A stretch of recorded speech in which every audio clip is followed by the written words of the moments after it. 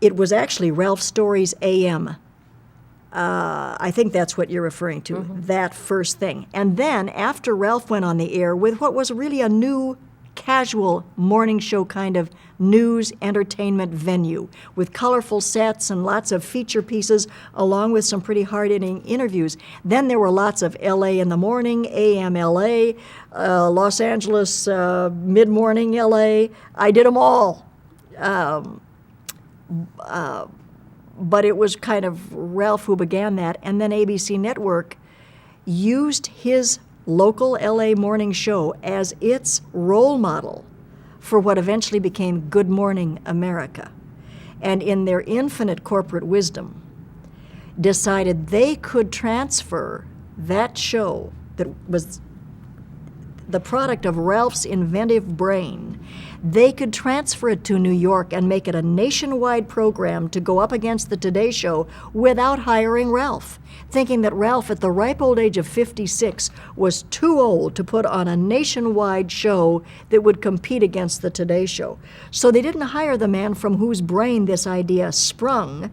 They left him here in LA and hired me, the kid, to go to New York, presumably to write my own feature pieces, as I had been doing, and to have the same sort of experience in New York across the country that we'd had locally in LA. Well, it was an abysmal catastrophe.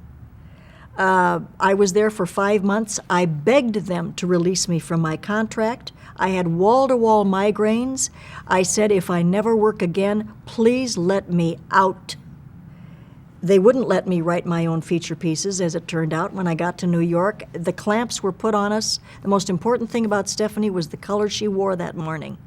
It was a calamity. And in my foolish youth, and because I was so sick with migraine headaches, I quit.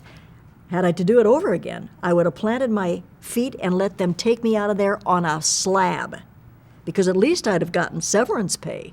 At this point, I quit and I disappeared. With the one proviso, they said, we will release you from your contract if you promise not to talk about the details or your feelings about the show. And like an idiot, I agreed. The morning it was announced that Stephanie was off the show, it was implied in the Hollywood Reporter and Variety that I'd been fired, that I was the problem that was causing the show to be a mess. Tom Snyder, who was on the air every night at that time, called me and said, come on my show and talk about what really happened. I said, I can't, Tom. I have agreed not to speak.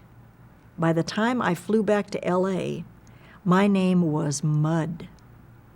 And I really didn't get much work at all for at least 3 years.